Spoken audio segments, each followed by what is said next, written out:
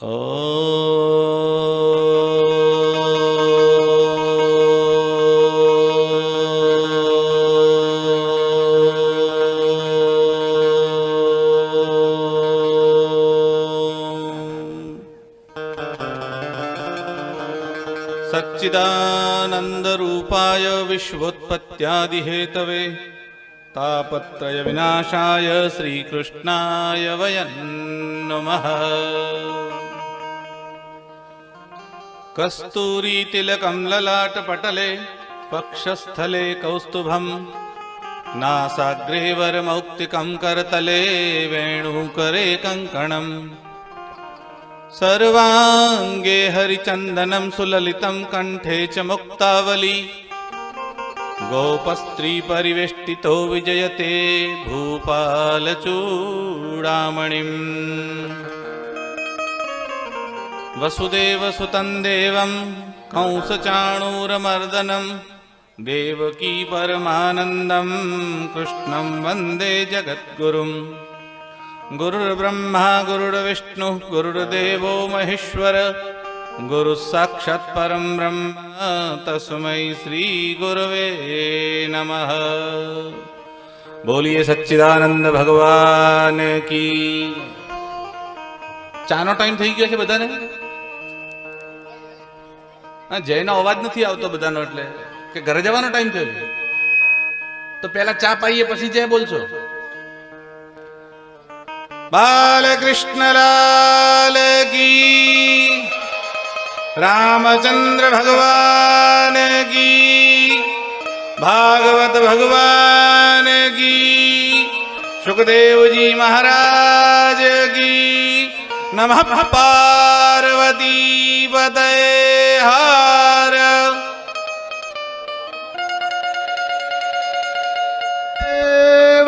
हर।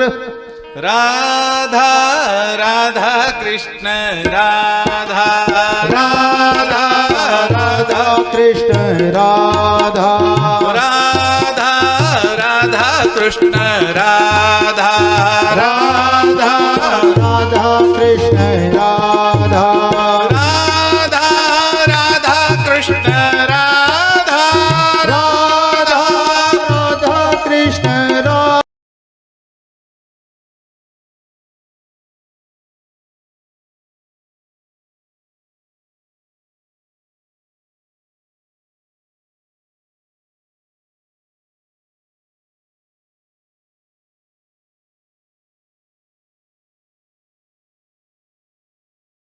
हाथ आप्या હોય અને તાળીયા પાડવાની, હાથ ના હોય તો પાડોશીને લેવાની જરૂર નહીં।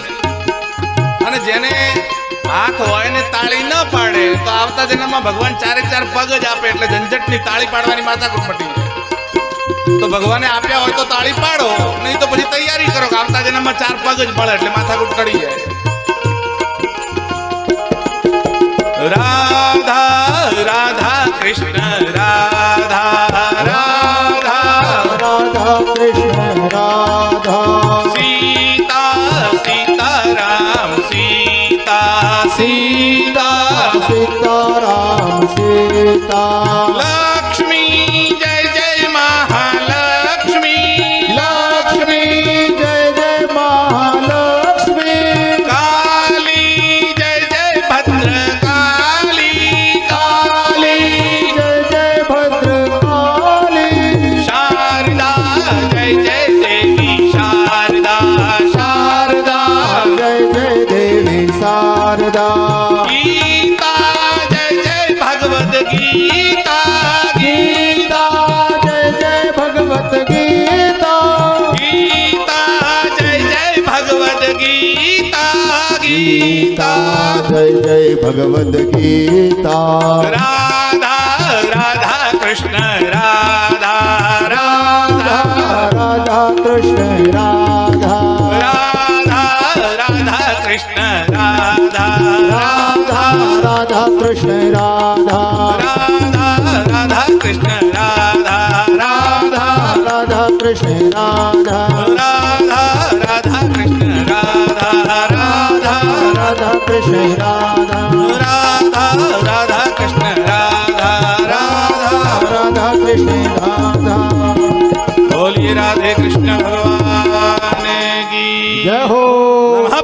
પાર્વતી પતય હર હર મહાદેવ હર. મંચસ્થ ભગવાન શ્રી કૃષ્ણનું વાંગમય સ્વરૂપ ભાગવત ભગવાન કથા વ્યાસ યશવંતભાઈ, ડોક્ટર ગાર્ગી પંડિત, મંચસ્થ મહાનુભાવો અને ભક્તજનો.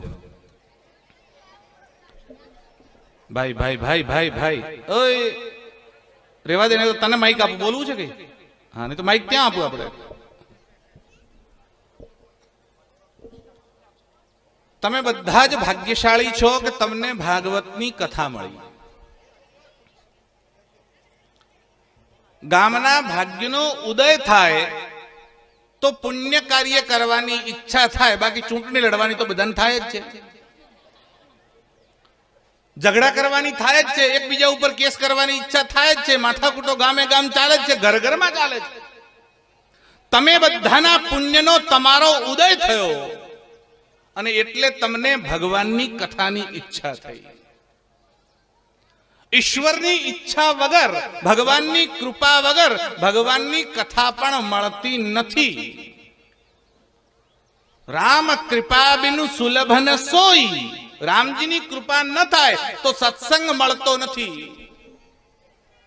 માણસની ઈચ્છા કેવી થાય? અહીંયા આયા પછી એમ થાય તાપ લાગે છે ને બહાર જતો રહું. કાં તો ઢોલ ઉપર નાચવાની ઈચ્છા થાય, ક્યાં તો ચા પીવાની ઈચ્છા થાય, ક્યાં ગામમાં જઈને ચવાણું ખાવાની ઈચ્છા થાય, બેસવાની ઈચ્છા નથી થતી. અને બેસવું હોય તો નક્કી કરે ટેકો ક્યાં મળશે, આરામથી ઊંઘી શકાય, બીજું કાંઈ નહીં. તો કથામાં બેઠા પછી પણ કાં તો છીકણીની ડાબડી ખોલવાની ઈચ્છા થાય ને કાં તો બીડી પીવાની ઈચ્છા થાય. હા, અહીંયા તો બધા બહેનો કોઈ છીકણી ઊંઘતા નથી. મને જયરામભાઈએ કીધું અમારા ગામમાં તો પ્રતિબંધ છે. આમ તો એવું છે જયરામભાઈ કે દાન આપવાનું હોય ને તો દાન આપનારનો હાથ ઉપર રહે. તમને ખબર છે ને? દાન આપે એનો હાથ અને લેનારનો હાથ નીચે હોય ને.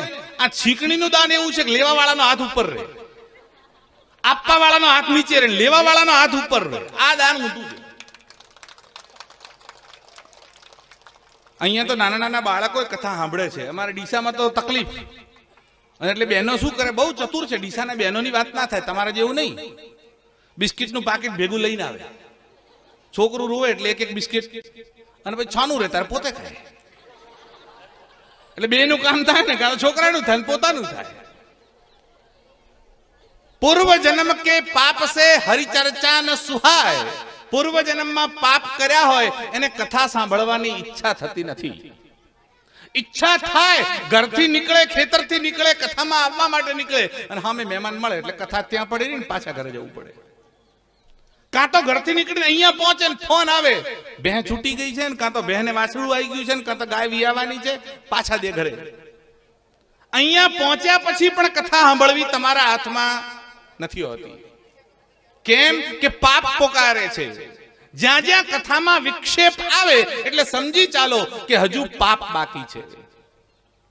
અને એટલે તમારા બધાના પુણ્યનો ઉદય થયો છે તો તમને કથા મળી. ગાર્ગીબેન છેક વડોદરાથી આટલા સુધી તમારા બધાના આમંત્રણને માન આપીને પહોંચ્યા, અને 300-350 કિલોમીટર થી અહીંયા આવ્યા પછી એમનો સત્સંગ આપણે સાંભળ્યો. એમણે એ જ વાત કરી કે ભગવાનમાં તમારા ચિત્તને જોડવા માટેનું સર્વશ્રેષ્ઠ સાધન કોઈ હોય તો એનું નામ ભગવાનની કથા છે. કેટલાય લોકોને ટીવી જોવાની ઈચ્છા થાય, મેચ જોવાની ઈચ્છા થાય, પિક્ચર જોવાની ઈચ્છા થાય, પણ કથામાં બેસવાની ઈચ્છા થતી નથી. અને બેઠા પછી કાં તો ફોનમાંથી મથ્યા કરે, કાં તો મેસેજમાં મથ્યા કરે, કાં તો વોટ્સઅપ, કાં તો ફેસબુક, એમાંથી જ બહાર નથી આવતા. અને એટલે તમે બધું છોડીને કથામાં બેઠા છો. એનો મતલબ એવો છે કે તમારા પુણ્યનો ઉદય થયો છે. હવે ઉદય થયો છે, ટકાવવું તમારા હાથમાં છે. પુણ્યનો ઉદય થઈ ગયો તમારો, પણ કાલ સુધી ટકશે, પરંદર કથા તો પૂરી થઈ જશે. પછી શું? તમે તમારા ઘરે, મહારાજના ઘરે, હું મારા ઘરે, કોઈને કાંઈ લેવા દેવા જ નહીં. કથા પૂરી એટલે ઘણા લોકો કે અમે તો કથા સાંભળી નાખી, સાંભળીને પછી નાખી દીધી. એટલે સાંભળીને નાખો નહીં, પણ આ તો સાંભળીને નાખી. તમે સાંભળ્યું છે ને આવું બોલે છે લોકો, કથા સાંભળી નાખી. હું કેમ નાખી? નાખો નહીં. અને કથામાં કેટલી મિનિટ બેઠા ને એ મહત્વનું નથી. કોઈ દાડો અડધો કલાક મળ્યો, કોઈ દાડો 2 કલાક મળ્યા, કોઈ દાડો 4, જેટલું તમારું પુણ્ય છે એટલું બેસશો. પણ કથામાં તમે બેસો કે ન બેસો, કથા તમારા મનમાં બેહવી જોઈએ. આપણા મનમાં કથા બેસતી નથી. આપણે કથામાં બેઠા હોય તો મન બહાર ભટકે છે. મારા ચપ્પલ બહાર ઉતારીને આવ્યો છું, કોક લઈને તો નહીં જતું રહે, બસ મન ત્યાં ભટકે છે. ભગવાનના દર્શન કરવા જાય, રાધે કૃષ્ણની મૂર્તિના દર્શન કરતા કરતા તમેવ માતા છે, પછી પાછું જૂતા બાજુ જુએ, તમેવ પિતા. હવે મા બાપ બધું જૂતા જ છે શું? ભગવાનમાં બેઠા છો, કથામાં બેઠા છો, તો તમારું મન સંપૂર્ણ કથામાં હોવું જોઈએ. અને એટલે શુકદેવજીએ દેવતાઓની હાંસી ઉડાવી, હમણાં જ તમે સાંભળ્યું, અને દેવતાઓને કાઢી મૂક્યા કે કથા સાધારણ નથી, તમારા નસીબમાં નથી. જો કથા સાંભળવી હોય તો દેવતાઓએ પણ મનુષ્ય થઈને આવવું પડશે. દેવલોકમાં કથા નથી. તમે સ્વર્ગમાં જાઓ તો તમને કથા નહીં મળે. કથા સાંભળવી હોય તો 84 લાખ પ્રકારના જીવમાંથી ખાલી માણસને જ સાંભળવા મળે છે. હવે અત્યારે કોઈ કૂતરાની કથા સાંભળવાની ઈચ્છા થાય ને અંદર આવે, તમે આવવા દો ખરા? લાકડે લઈને ઉભા છે બહાર, કોઈ પ્રવેશી ના જાય. पूर्व जन्म के पाप से हरि चर्चा न सुहाय और उसी पाप से कुत्ता होकर घर घर डंडा, सियावर रामचंद्र की. बस એ જ પાપ. પછી બીજા જન્મમાં કૂતરો થાય ને પછી કે મારે કથા સાંભળવી છે. કોણ સાંભળવા દે? અને એટલે આ જન્મમાં મળ્યું છે, ગામમાં મળ્યું છે, ઘરના આંગણે મળ્યું છે, અહીંયા કથા ચાલે છે. અને હજુય બહાર કથામાં મજા ના આવી, આજ પ્રસાદ હારો નતો, ભજનમાં કઈ મજા ના આવી, પેલો વચમાં કૂદતો હતો, પેલો. અરે આ બધું ના કર. જેટલી મળી એટલી લઈ લે. આપણે એમાંથી બહાર આવીએ. અને એટલા માટે ભાગવતની સુંદર કથા, કથા ભગવાનની અનેક પ્રકારની છે, અનંત છે. હરિકથા અનંતા. હરિજીની કથા એટલે ભગવાનની કથા એ કોઈ 2-4 કલાકની વસ્તુ નથી. હરિકથા અનંતા. એ અનંત જન્મો સુધી પુણ્યથી સાંભળ્યા કરો. તમે પૃથ્વીરાજાનું ચરિત્ર આવ્યું છે કથામાં, કદાચ સાંભળ્યું હોય તો. પૃથ્વીરાજાએ ભગવાનની પાસે માંગ્યું કે મને 10,000 કાન આપો. કેટલા કાન? 10,000. કેમ? મારે કથા સાંભળવી છે. મને કથા સાંભળવાથી જીવ ધરાતો નથી. આ 2 કાનથી કામ ચાલતું નથી. મને 10,000 કાન આપો. અને આપણી દશા શું છે? 2 કાન છે ને એની વચમાં હાઈવે છે. એટલે આ બાજુ સાંભળીને આ બાજુ રવાના, આ બાજુ સાંભળે આ બાજુ રવાના. કથા મનમાં ટકતી જ નથી. 2ની વચ્ચે હાઈવે. અને એટલે તમે જ્યારે કથામાં બેઠા છો, પૂર્વ જન્મના પુણ્યનો ઉદય થયો છે, તો 2 મિનિટ તો 2 મિનિટ, પણ કથામાંથી કાંક લઈને જજો. અને લઈને જવાનું એટલે મેં તો એક કથામાં ગયો અને ગાર્ગીબેન મેં ત્યાં જઈને કીધું કથામાંથી કાંક લઈને જજો. જઈને બહાર જોયું મારા જ જૂતા ગાયબ. બીજે દાડે ખબર પડે તું મારા જૂતા પહેરી ગયો, તમે કીધું કથામાંથી કાંક લઈને જાજો. એટલે જૂતા લઈને જવાનું નથી કીધું. હા ભાઈ, એટલે કથામાં આવો તો શું લઈને જશો? કોકના જૂતા ઉપાડી જવાના, કોકનો કેમેરા, કોકની પેન ચોરી જવાની, કોકનો મોબાઈલ ના. એટલા માટે કથા નથી. કથામાંથી કાંક લઈને જજો, મતલબ આ ભાથું લઈને જજો. અને એ અક્ષય પુણ્યકારી છે, જે ક્યારેય નાશ થવાનું નથી. એવું જે પુણ્ય છે એ કથામાંથી લઈને જાઓ. આજે ભગવાન શ્રી કૃષ્ણના જન્મની કથા થઈ રહી છે. સાધારણ રીતે તમે જે સમજો છો કે માણસનો જન્મ થાય એવી રીતે ભગવાનનો જન્મ નથી થતો. ભગવાન એનું પ્રાગટ્ય થાય છે, જન્મ નથી થતો. આપણે જન્મ એવું બોલીએ છીએ રૂઢ અર્થમાં. વસ્તુતઃ જે અનંત કોટી બ્રહ્માંડ નાયક દીનબંધુ દીનાનાથ અકારણ કરુણા વરુણાલય ભૂપતિ ભુવનપતિ છત્રપતિ માયાપતિ રમાપતિ દેવદેવ નંદનંદન યશોદાનંદન. હવે એનો કઈ જન્મ થાય ખરા? જે આખા બ્રહ્માંડનો માલિક છે. અને આ એક તો પૃથ્વી, તમે આખી પૃથ્વી ઉપર ફરી ના શકો એટલી મોટી પૃથ્વી છે. કેટલા દેશ જોયા, કેટલા, અરે જિલ્લા નથી જોયા. હજુ બનાસકાંઠાની સરહદ જોવાની બાકી છે. અને જિલ્લા નહીં, રાજ્ય નહીં, દેશ નહીં, ખંડ નહીં, આખી પૃથ્વી. અને એક પૃથ્વી નહીં, પૃથ્વી સિવાય સૂર્ય છે, ચંદ્ર છે, મંગળ છે, બુધ છે, ગુરુ છે, શુક્ર છે, શનિ છે. અને આટલું તો આ એક બ્રહ્માંડમાં દેખાય છે. આવા તો સેંકડો, હજારો, લાખો, કોટી બ્રહ્માંડ છે. અને અનંત બ્રહ્માંડ જે ભગવાનના રોમ રોમમાં લટકે છે. હવે એ પરમાત્મા કેવડો મોટો છે એની કલ્પના કરો. તમારા રોમમાં શું લટકી શકે? તમારું એક રૂવાડું છે. એવા ભગવાનના એક એક રૂવાડામાં અનંત અનંત બ્રહ્માંડ લટકી શકે એવી જે શક્તિ છે. હવે એ કોકના ગર્ભમાં આવી જાય, આ સાધારણ વાત છે? કેવી રીતે આવી શકે? પણ જે બ્રહ્માંડનો અધિપતિ છે એને પણ એક સ્વરૂપ લેવાની ઈચ્છા થાય કે મેં આટલું સુંદર જગત બનાવ્યું છે, કદાચ હું એમાં માણસ થઈને જઉં અને જોઉં કે આ લોકો કેવા છે, તો પરમાત્મા પોતાનું પણ એક રૂપ બનાવી અને આવે તો નવાઈ નથી. અને એટલે પરમાત્મા પોતાના માટે પણ એક રૂપ બનાવીને આવે છે અને ભગવાન તમારી વચ્ચે તમારી જેવા થઈને રહે છે. એવું જરૂરી નથી ભગવાન માણસ થઈને આવે. તમે કથા સાંભળી હશે, ભગવાન માછલી થઈને આયા, ભગવાન કાચબો થઈને આયા, ભગવાન અડધા શરીર મનુષ્યનું, અડધું શરીર સિંહનું એવા થઈને આયા. અરે ભગવાન ભૂંડ થઈને આયા, વરાહ થઈને આવ્યા. તો ભગવાન માણસ થઈને આવે એવું જરૂરી નથી. ભગવાન કોઈ પણ સ્વરૂપે આવે, પણ કેમ આવે છે? જ્યારે જ્યારે ભક્ત ઉપર પીડા આવે ને તો ભગવાન આવે છે. તમારા ઉપર સંકટ આવે તો તારવા માટે ભગવાન આવે છે. તમે એવું ના વિચારશો ભગવાનને કોઈ કામ નથી એટલે ટપકી પડે કૂદકો મારીને અહીંયા આવી જાય. ના, એવું નથી.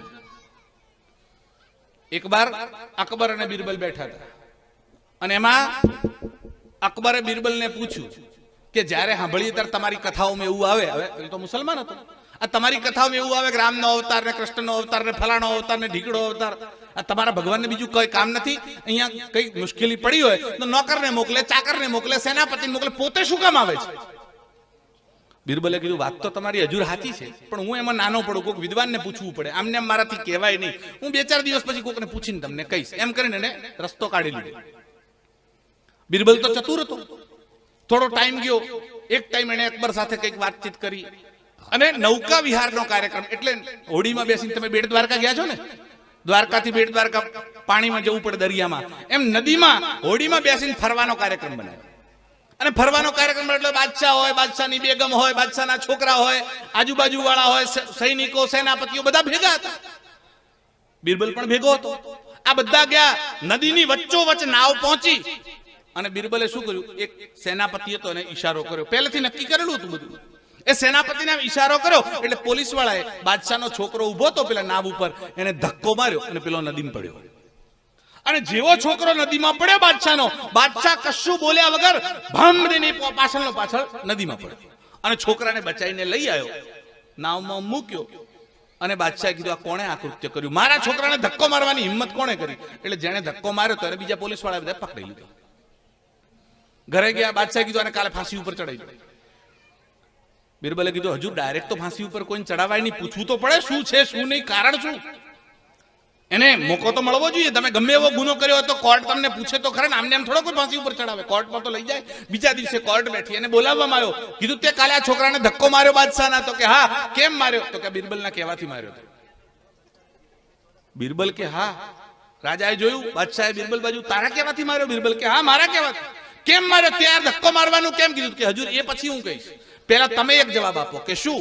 કે કાલે નૌકામાં ઘણા બધા લોકો બેઠા હતા, તમારો છોકરો જેવો પાણીમાં પડ્યો તો તમે કોઈક નોકરને કીધું હોત કે જા પેલાને બચાવી લાવ, તમે પોલીસ વાળાને મોકલ્યો હોત, તમે સેનાપતિને મોકલ્યો હોત, તમે અમને કીધું હોત, મંત્રીને સંત્રીને ગમે એને મોકલી શક્યો, તમે પોતે કેમ કૂદી પડ્યા? બાદશાહે કીધું છોકરો મારો હતો, પેલાને કહું, પેલો ના પાડે, પેલો કે મને તરતા નથી આવડતું, પેલો હથિયાર હેઠા મૂકે, પેલો કે મારા કપડા પલળી જાય, કોઈ ના કૂદે છોકરો મરી જાય તો છોકરો મારો હતો. એટલે સૌથી પહેલી ને વધારે ચિંતા મને થાય, એટલે કોઈને કીધા વાર હું કૂદ્યો અને એને બચાવીને લાયો. બિરબલે કીધું હજુર તમે પૂછતા હતા કે તમારા ભગવાન બીજા કોઈ નથી મોકલતા ને પોતે કેમ આવશે? કેમ કે પોતાના છોકરા જયારે તકલીફ હોય તો બીજાને નથી મોકલતા, પોતે કૂદીને આવી જાય છે. એમ અમારા ભગવાન જ્યારે ભક્ત ઉપર સંકટ આવે તો બીજાને નથી મોકલતા, ભગવાન પોતે કૂદીને આવે છે. અને એટલે ભગવાન અનેક રૂપમાં આવ્યા. તમે ગઈકાલે રામજીનું ચરિત્ર સાંભળ્યું છે. ભગવાન શ્રી કૃષ્ણનો પણ જન્મ થયો. અરે જન્મ થયો એટલે પ્રાકટ્ય થયું. આ ભગવાન શ્રી કૃષ્ણનું જ્યાં પ્રાકટ્ય થયું એ ભૂમિ કેટલી પવિત્ર હશે તમે કલ્પના તો કરો. અરે એક સાધારણ સંત આવે છે તો આપણને એમ લાગે છે અરે રે અમારી ભૂમિ પાવન થઈ, અમારું ગામ પાવન થયું. આટલા મોટા મોટા સંતો, વિદ્વાનો, મહાપુરુષો, બ્રાહ્મણોએ અમારા ગામની ધૂળને પાવન કરી, એવો અહોભાવ આપણા મગજમાં થાય છે. તો સાક્ષાત અનંત કોટી બ્રહ્માંડનો નાયક પરમપિતા પરમાત્મા જ્યારે શ્રી કૃષ્ણ બનીને આવ્યો હશે એ ભૂમિ કેટલી પાવન હશે. અને એ ભૂમિ એટલે માથુર ક્ષેત્ર. અને માથુર ક્ષેત્રમાં મથુરામાં તમને બધાને કથા તો સાંભળેલી છે, સુરસેન વગેરે રાજ કરતા હતા. આ જે સુરસેન હતા એ સુરસેનના જે પુત્ર એ વસુદેવ, અને એમના પુત્ર એટલે શ્રી કૃષ્ણ, એટલે સુરસેન એ શ્રી કૃષ્ણના દાદા થાય. આ સુરસેન અને ઉગ્રસેન વગેરે જે લોકો હતા એમાં ઉગ્રસેનનો પુત્ર કંસ. તમે બધા કંસનું નામ સાંભળ્યું છે. અને આ જે ઉગ્રસેનનો પુત્ર કંસ હતો એ કંસે પોતાના બાપને જેલમાં નાખી અને સત્તાના સૂત્ર પોતાના હાથમાં લીધા. જો આનું નામ રાજકારણ. હગ્ગા બાપનો ન થાય એનું નામ નેતા. તમારો મારો થાય તો ભૂલી જાઓ. નેતા હોવાનું પહેલું લક્ષણ શું? એટલે શુક્રાચાર્ય બહુ સરસ વાત લખી કે કોઈ દાડો કામ કરે નહીં, ના પાડે નહીં, એનું નામ નેતા. ના પાડવાની જ નહીં કોઈ વાતમાં. હો થઈ જશે, તમે જે કોઈ થઈ જશે, અને કરવાનું કાંઈ નહીં, કામ કરવાનું નહીં, ના પાડવાનું નહીં, એનું નામ નેતા. આ કંસ નેતાઓ જેવો હતો. હગ્ગા બાપને જેલમાં નાખી અને સત્તાના સૂત્ર પોતાના હાથમાં લીધા અને કંસ શાસન કરતો હતો. એ દરમિયાન આ કંસના સગ્ગા કાકાની એટલે દેવકની પુત્રી, એનું નામ દેવકી. જો કંસના જે કાકા થાય દેવક, એ દેવકને 11 સંતાનો હતા. 4 દીકરા હતા અને 7 દીકરીઓ હતા. એમાં સૌથી નાની એ દેવકી છે.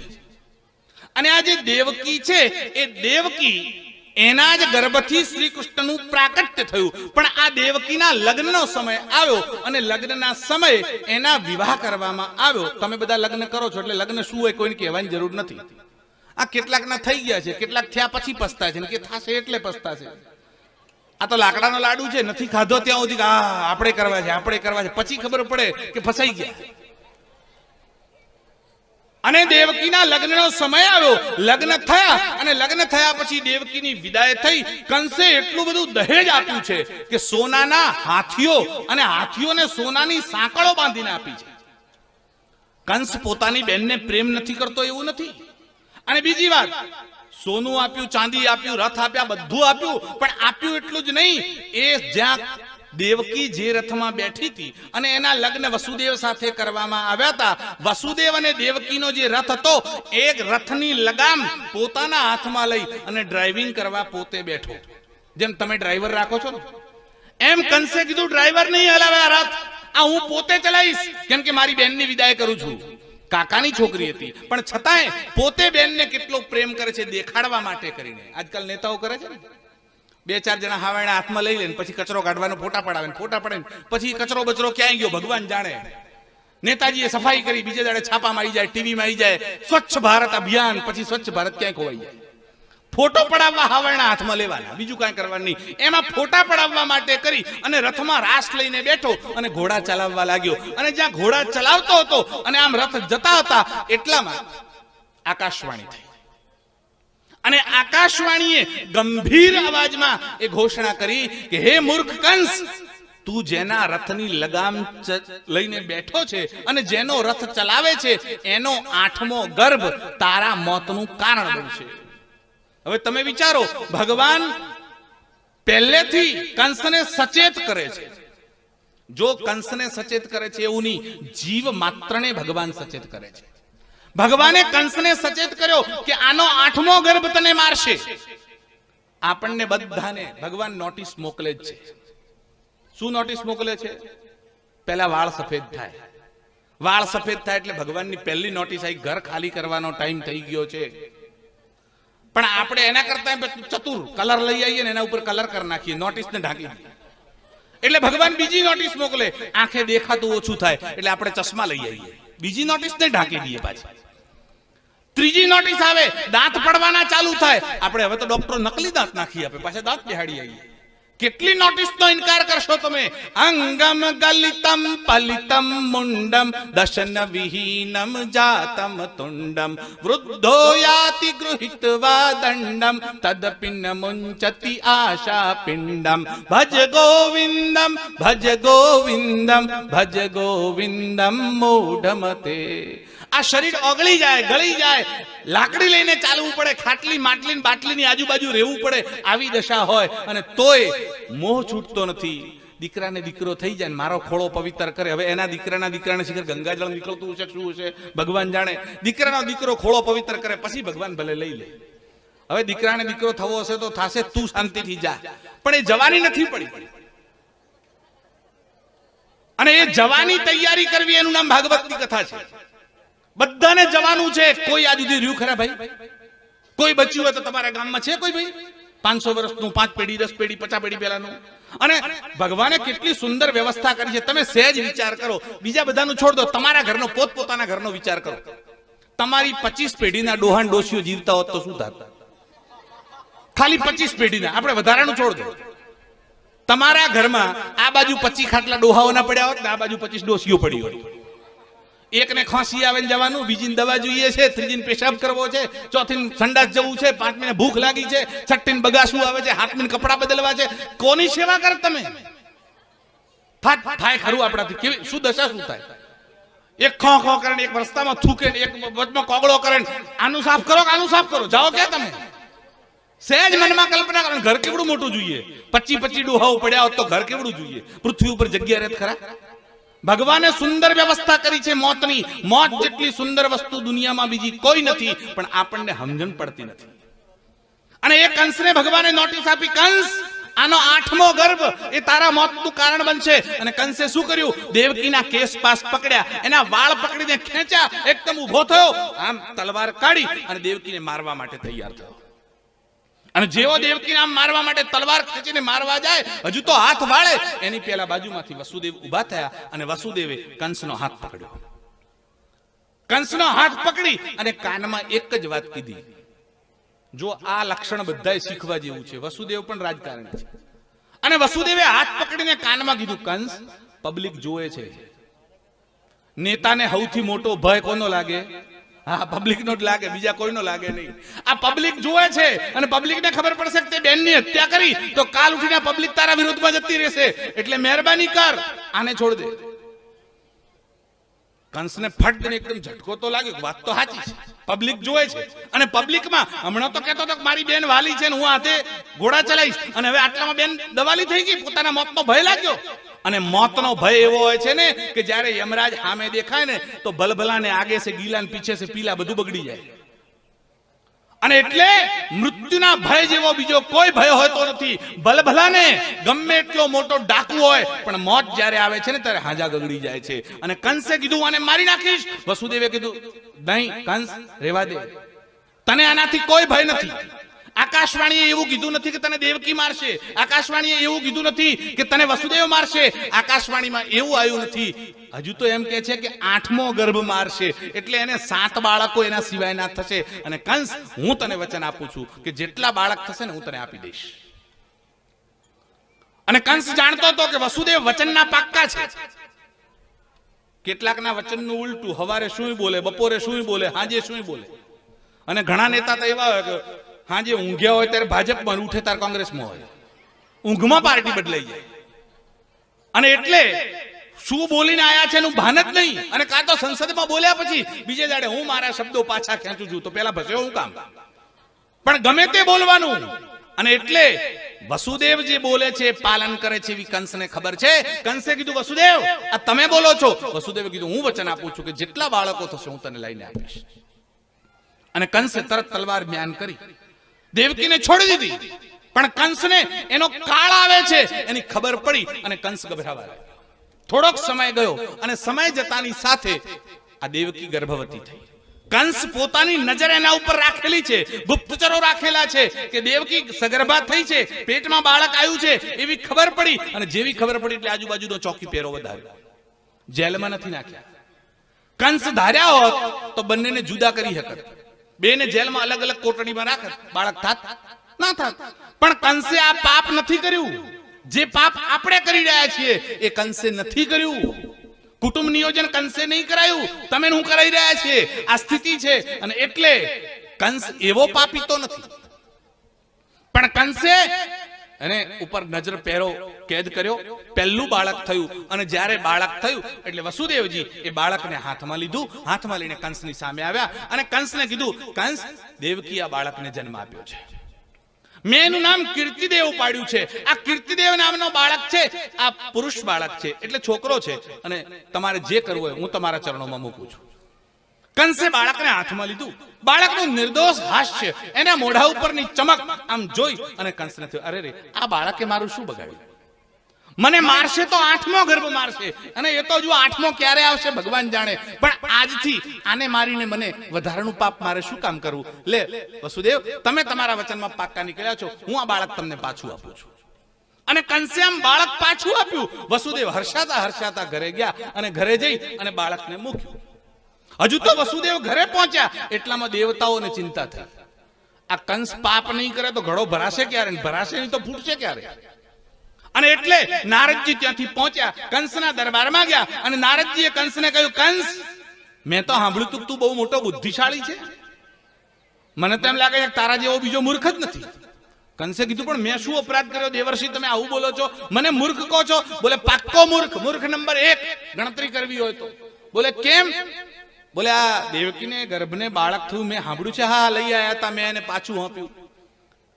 બહુ સારું કર્યું તે પાછું આપ્યું. તો તને તારા મોતનો ભય નથી? કંસે કીધું, મોતનો ભય પાકો છે. તો તને ખબર તો છે કે તારે આકાશવાણી થયેલી છે કે 8મો ગર્ભ તને મારશે? તો કે 8મો મારશે એટલે તો પહેલાને છોડી દીધો. નારદજીએ કીધું, કમળનું ફૂલ લાવો. કમળનું ફૂલ લીધું, એને 8 પાખડીઓ હતી, અને નારદજીએ કીધું, આમાંથી 8મી પાખડી કઈ છે, જરા મને ગણીને બતાવ. આ 1 ગણો તો પેલી 8મી થાય, પેલી ને પેલી ગણો તો આ 8મી થાય. 8 પાખડીઓમાંથી પહેલી કઈ ને 8મી કઈ? ચક્ર હોય, ટાયર પૈડું, અને એને આરા હોય તો 8મો આરો કયો કહેવાય? બધાય 8માં છે, બધાય પહેલા છે. તો આ દેવતાઓનું ગણિત અલગ. કંસ તારા જેવું ગણિત નથી. કદાચ છે ને દેવકીને 8 સંતાન થાય અને જે 8મું થાય એ પહેલું ગણાય, તો આ કયું ગણાય? તો આ 8મું ગણાય. તો કંસે કીધું, આ વાત તો સાચી તમારી, આ દેવતાઓનો ભરોસો કરાય નહીં. તો નારદજી, તમે એવું કહો છો કે હું આને મારી નાખું? રામ રામ રામ રામ, મારાથી મારવાનું કહેવાય? એ તો તારે નક્કી કરવાનું, તારે શું? હું મારવાનું કોઈ દાડો શીખવાડતો નથી. અને નારદજીનું કામ જ આ હળી હળગાઈને રવાના. હવે તારે જે કરવું હોય કર. અને નારદજી રવાના થયા અને કંસે કીર્તિદેવને પાછો બોલાવ્યો અને એ બાળકનો વધ કર્યો. 1 નહીં, 2 નહીં, 3 નહીં, 4 નહીં, 5 નહીં, 6 બાળકોનો વધ કર્યો. અને દેવકીના 6 બાળકોને કંસે મારી નાખ્યા. અને પાપનો ઘડો એક દિવસે ભરાતો નથી. ધીરે ધીરે ધીરે ધીરે ધીરે ધીરે એ ઘડો પણ ભરાતો ગયો. અને દેવકીના ગર્ભમાં 7મું બાળક આવ્યું. અને જ્યારે 7મો ગર્ભ દેવકીના પેટમાં હતો અને વસુદેવને ખબર પડી, અને વસુદેવને ભગવાને સ્વપ્નમાં કીધું કે આ બાળકનું માઇગ્રેશન, મતલબ અહીંયાથી ટ્રાન્સપ્લાન્ટ કરો, એટલે અહીંથી બીજે મોકલો. અને વસુદેવે શું કર્યું? યોગ માયાની આરાધના કરી અને ભગવાને યોગ માયાને આદેશ આપ્યો. અને યોગ માયાએ દેવકીના ગર્ભમાંથી બાળકને ઉપાડ્યું અને વસુદેવના જે બીજા પત્ની હતા રોહિણી, એમના ગર્ભમાં સ્થાપિત કર્યું. તમે આજકાલ સાંભળો છો ને test tube baby, surrogate mother. એ શું છે? આધાન એક જગ્યાએ થાય અને ઉછેર બીજી જગ્યાએ થાય. એ કામ સૌથી પહેલા આપણા ત્યાં અનેક શાસ્ત્રોમાં મળે છે. ભગવાન શ્રી કૃષ્ણના જન્મથી પણ પહેલા બળદેવજીનો જન્મ આ રીતે થયો છે. અને એ બળદેવજીના જન્મ વખતે એક ગર્ભને અહીંયાથી ઉપાડી અને રોહિણીમાં સ્થાપિત કર્યો. ભાઈ શાંતિ રાખજો, હજુ વાર છે. પેલા ઢોલવાળાને પણ કહેજે કે ભાઈ 5 મિનિટ ઠેરજે. અને જેવો આ ગર્ભને ત્યાં સ્થાપિત કર્યો અને પબ્લિકમાં જાહેર કર્યું કે દેવકીનો 7મો ગર્ભ પડી ગયો છે, અને ગર્ભ પડી ગયો એટલે એની ચિંતા કરવાની હોય નહીં. કંસને હાશકારો થયો, પણ કંસને એમ થયું કે હવે 8મો ગર્ભ આવવાનો છે અને હવે રિસ્ક લેવાય નહીં. એટલે કંસે જેલ બનાવી અને સ્પેશિયલ જેલમાં દેવકી અને વસુદેવને જેલમાં નાખ્યા અને બેડીઓ નાખી દીધી.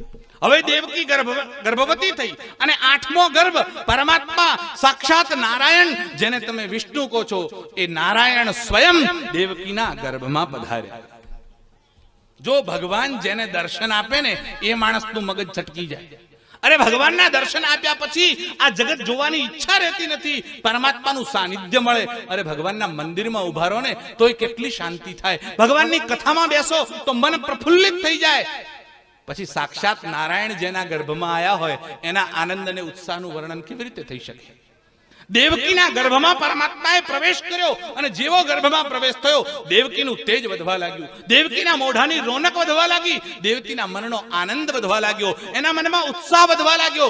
દેવકી દિન પ્રતિદિન એક કરતા બીજા દિવસે, બીજા કરતા ત્રીજા દિવસે એના મોઢા ઉપર જે તેજ છે એ લાગે છે સાક્ષાત સૂર્યનારાયણ સામેથી આવતા હોય. અને કેમ ના લાગે? જેના ગર્ભમાં સાક્ષાત પરમાત્મા અનંત કોટી બ્રહ્માંડનો નાયક બેઠો હોય એના તેજની પરિકલ્પના વ્યાસજી કહે છે હું શું વર્ણન કરું એનું.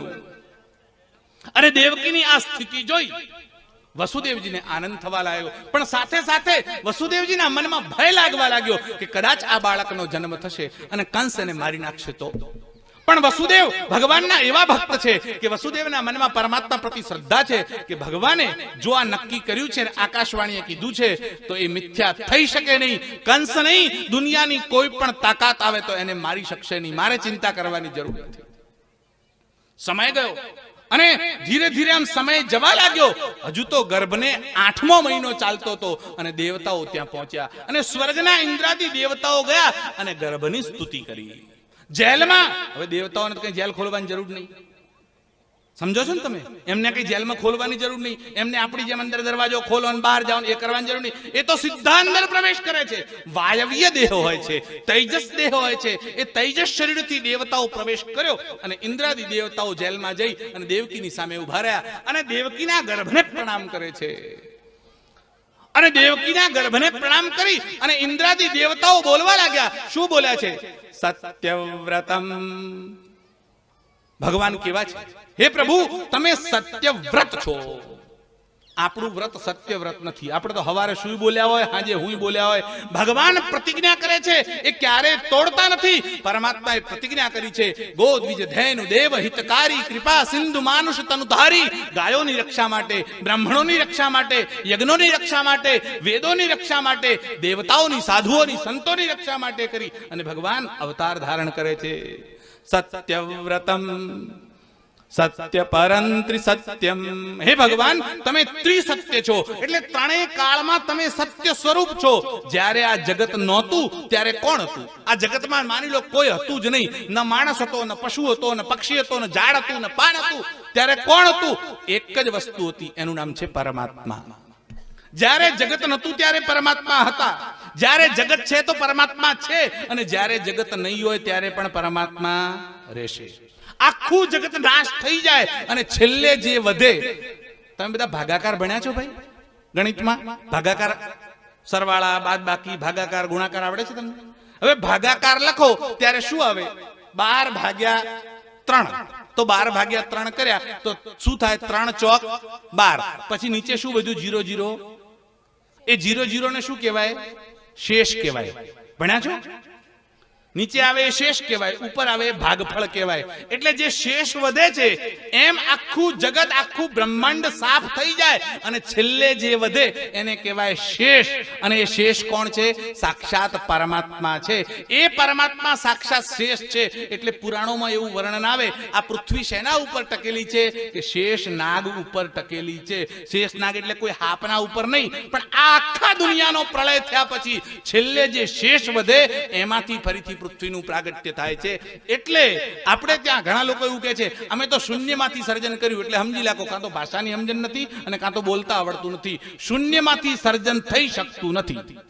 સર્જન હોય એ શેષમાંથી થાય. જે વધ્યું હોય છેલ્લે એમાંથી સર્જન થાય, પણ શૂન્યમાંથી સર્જન થઈ શકતું નથી. પરમાત્મા ત્રણેય કાળમાં સત્ય સ્વરૂપ છે. અરે જે બ્રહ્મા છે, જે વિષ્ણુ છે, જે મહેશ છે, અને છતાંય જે એક જ સ્વરૂપ છે.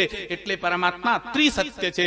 સત્યવ્રતમ પરમ સસત્યમ ત્રિનેત્રિ સત્યમ સત્યસ્ય યોનિમ નિહિતં ચ સત્યે. હે ભગવાન, તમે સત્યની યોની છો. મતલબ સત્ય પણ તમારામાંથી પ્રાદુર્ભૂત થાય છે. સત્ય તમારામાંથી પ્રકાશિત થાય છે, પ્રવાહિત થાય છે. જો તમે નથી તો સત્ય નથી, અને સત્ય નથી તો તમે નથી. પરમાત્મા અને સત્ય એવી બે વસ્તુ હોઈ શકતી નથી. એટલે સત્ય કોણ છે? પરમાત્મા જ સત્ય છે. એટલે ભગવાન શંકરાચાર્ય લખે છે, બ્રહ્મ સત્યમ જગન મિથ્યા જીવો બ્રહ્મૈવ ના પર. કેવળ પરમાત્મા સત્ય છે, એને છોડીને કોઈ સત્ય નથી. દેવતાઓએ પરમાત્માની સ્તુતિ કરી, એટલે શ્રી કૃષ્ણની સ્તુતિ કરી, અને છેલ્લે દેવતાઓ જે બોલ્યા છે એ જે અનંત કોટી આખા બ્રહ્માંડના અણુએ અણુમાં જે વ્યાપ્ત છે એવી જે અસીમ શક્તિ રૂપી જે સત્ય છે એ આજે શ્રી કૃષ્ણના રૂપે દેવકીના ગર્ભમાં સમાહિત થયેલું છે.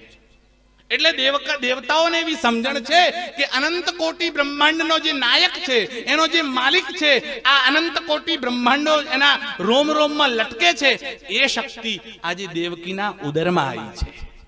એટલે શ્રી કૃષ્ણ એ દેવતા નથી, શ્રી કૃષ્ણ સાક્ષાત નારાયણ છે, એ પૃથ્વીનો અધિપતિ છે. અને દેવકીના ગર્ભની સ્તુતિ કરી દેવતાઓ ત્યાંથી રવાના થયા.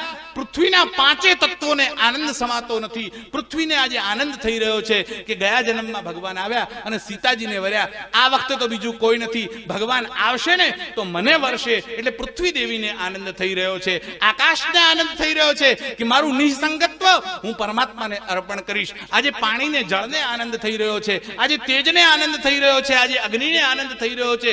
ચારે બાજુથી વાતાવરણ બદલવા લાગ્યું અને ધીરે ધીરે સમય નજીક આવવા લાગ્યો. શ્રાવણનો મહિનો બેઠો, વદ પક્ષ એટલે કૃષ્ણ પક્ષ આવ્યો.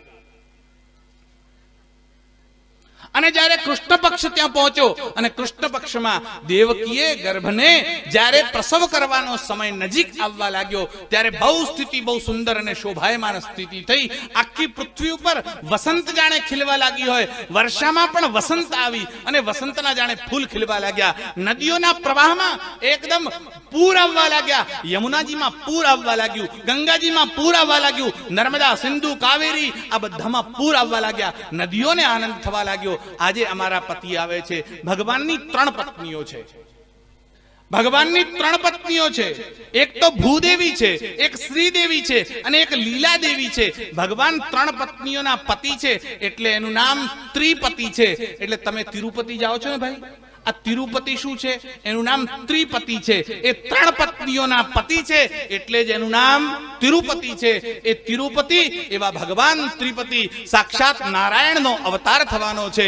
અને દેવકીના ગર્ભથી ભગવાન કેવી રીતે અવતાર લેશે અને નંદનો મહોત્સવ થશે એની કથા આગળ યશવંત મહારાજ આપણને કહેવાના છે. આપણે સૌ એ કથામાં નિમગ્ન થઈ અને નંદ ઘેર આનંદ ગયોનો નાદ મહારાજજી ત્યાં કથા વ્યાસ આપણને કરાવશે. આપણે શાંતિપૂર્વક અને આનંદપૂર્વક એ કથાનો આનંદ લઈશું. બોલીએ બાલકૃષ્ણ લાલ કી